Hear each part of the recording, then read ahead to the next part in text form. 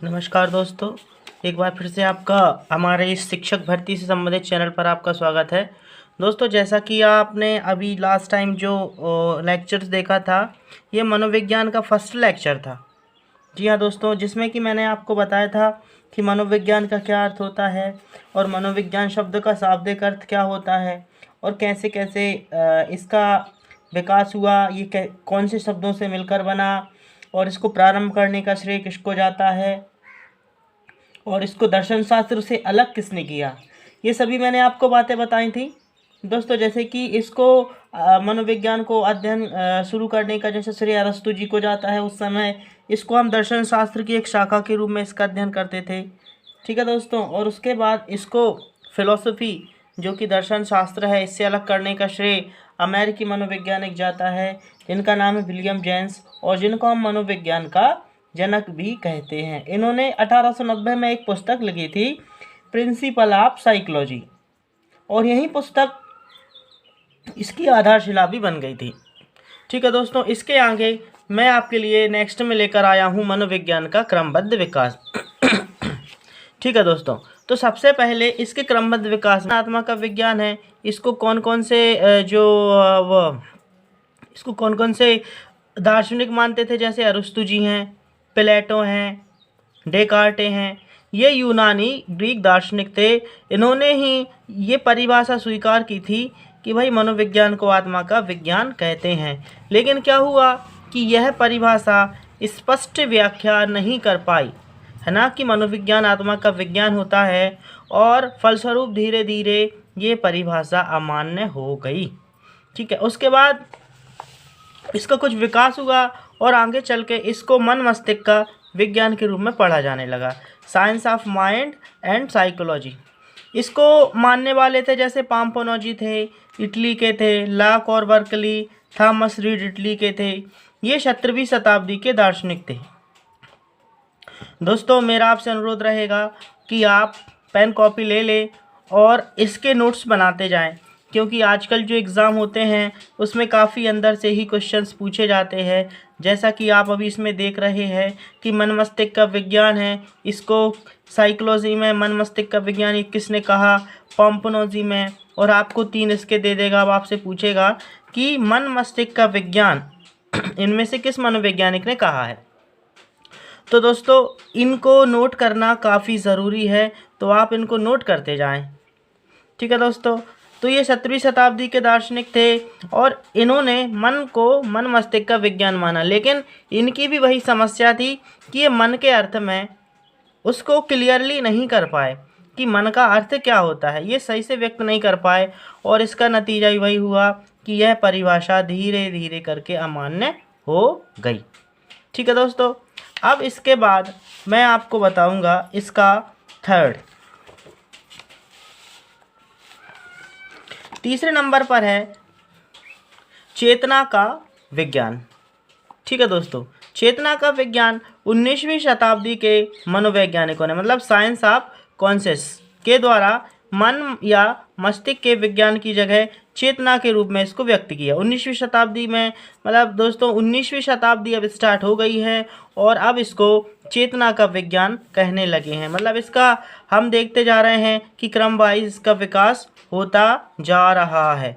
ठीक है दोस्तों, जैसा कि 16वीं शताब्दी में इसको आत्मा का विज्ञान कहा जाता था। 16वीं शताब्दी तक मनोविज्ञान आत्मा का विज्ञान के रूप में प्रचलित थी। उसके बाद 17वीं शताब्दी में मन या मस्तिष्क के विज्ञान के रूप में प्रचलित रही, और उसके बाद जब 19वीं शताब्दी हुई शुरू, तो 19वीं शताब्दी में मनोविज्ञान को चेतना का विज्ञान कहा जाने लगा। ठीक है, तो दोस्तों, इसके जो मुख्य मुख्य समर्थक थे, जैसे फ्राइड जी थे, वाइप्स थे, विलियम जेम्स थे, विलियम बुंट थे, जेम्स सैली थे, ये लोग थे। तो इन्होंने स्वीकार किया कि मनोविज्ञान को चेतना का विज्ञान कहा जाता है। लेकिन ये सभी चेतना को विज्ञान के संबंध में एक खुद ही आपस में खुद एक मत नहीं हो पाए।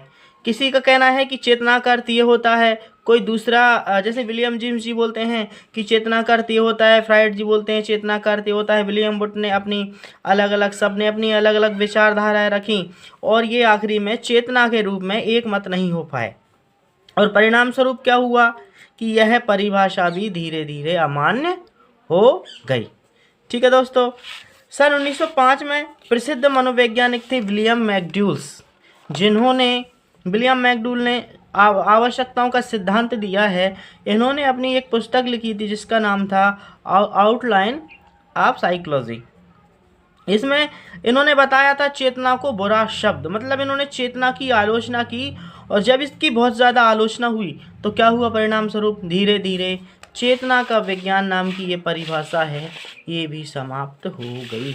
दोस्तों इसके समर्थक हैं जैसे फ्राइड हुआ, बाइब्स हुए, विलियम जेम्स। आपसे मेरा अनुरोध है विलियम वुड जेम्स हेली इन सबको आप नोट करते जाएं, क्योंकि आपसे परीक्षा में पूछा जा सकता है कि मनोविज्ञान को चेतना का विज्ञान किन किन मनोवैज्ञानिकों ने बताया, तो आपको इनके नाम लिखने रहेगी, या फिर आपको इनमें से एक दे देगा, 3 उनमें से दे देगा। अब आपसे पूछेगा कि आप बताइए कि इनमें से किन मनोवैज्ञानिकों ने मनोविज्ञान को चेतना के विज्ञान के रूप में दर्शाया।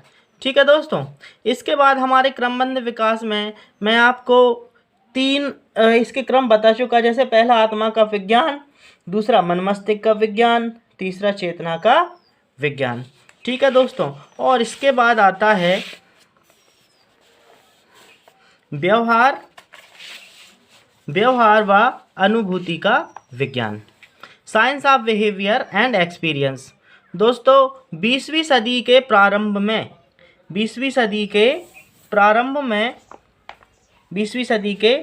प्रारंभ में मनोविज्ञान को व्यवहार का विज्ञान स्वीकार किया जाने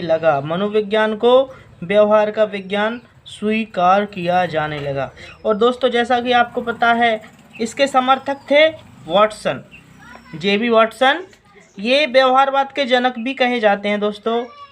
मैकडूल, इन्होंने मूल प्रवृत्ति का सिद्धांत दिया था। वुडवर्थ और उसके बाद स्किनर। ठीक है दोस्तों। इन्होंने सभी ने निश्चित रूप से माना, और सब अब क्या हुआ दोस्तों कि ये व्यवहार के सिद्धांत के रूप में इसको इन्होंने मान्यता दे दी। ठीक है दोस्तों। इसको मान्यता दे दी इन्होंने कि इसको हम व्यवहार व अनुभूति का विज्ञान कहते हैं। ठीक है दोस्तों। अब जाकर जितने भी मनोवैज्ञानिक थे सब एक मत पर कायम हुए, और इन सभी मनोवैज्ञानिकों ने, जैसे वाटसन हुआ, मैकडूल हुआ, वुडवर्थ, इन सभी ने निश्चित रूप से मान लिया कि भाई मनोविज्ञान को व्यवहार का विज्ञान कहते हैं, साइंस ऑफ बिहेवियर। और वर्तमान में यही परिभाषा सर्व प्रचलित है और यही सर्वमान्य है दोस्तों। ठीक है। अब महान मनोवैज्ञानिक थे जो वुडवर्थ है, इन्होंने एक परिभाषा दी थी इसी के विषय में, जैसा कि आप इसको देखिएगा। इनका कहना है वुडवर्थ के शब्दों में कि सर्वप्रथम मनोविज्ञान ने अपनी आत्मा का त्याग किया। ठीक है दोस्तों। फिर इसने मन से त्याग किया, मतलब फिर इसने मन का भी त्याग कर दिया। फिर इसने चेतना को अस्वीकार कर दिया, मतलब इसने चेतना को भी नहीं माना मनोविज्ञान ने। अब जाकर कहीं मनोवैज्ञानिक व्यवहार को स्वीकार करता है। ठीक है दोस्तों। तो यहाँ पर आपने देखा कि मनोविज्ञान का किस तरह से क्रमबद्ध विकास हुआ है। ठीक है दोस्तों। तो दोस्तों इसके बाद मैं आपको नेक्स्ट वीडियो लेकर आऊँगा, और नेक्स्ट वीडियो में जो हमारा टॉपिक रहेगा वो रहेगा मनोविज्ञान का कार्यक्षेत्र और उसकी शाखाएं। ठीक है दोस्तों। नेक्स्ट वीडियो में आपको मनोविज्ञान का कार्यक्षेत्र एंड जो शाखाएं हैं इसकी वो मिलेंगी। तो दोस्तों आपसे अनुरोध है कि आप इसके नोट्स बना लीजिएगा, और अगर आप नोट्स नहीं बना पा रहे हैं तो आप इसका स्क्रीनशॉट ले लीजिएगा। ठीक है, जिससे कि आपको भविष्य में पढ़ने में काफ़ी इसमें सफलता मिलेगी। और दोस्तों आपको ये वीडियो कैसा लगा, आप अपने कमेंट, आप अपने सुझाव हमें बताइए, और इसमें मैं क्या अच्छा कर सकता हूँ। साथ ही दोस्तों आपसे अनुरोध है कि अगर आप हमारे चैनल पर नए हैं तो आप इस वीडियो को ज़्यादा से ज़्यादा लाइक करें, शेयर करें, सब्सक्राइब करें। धन्यवाद दोस्तों। जय हिंद, वंदे मातरम।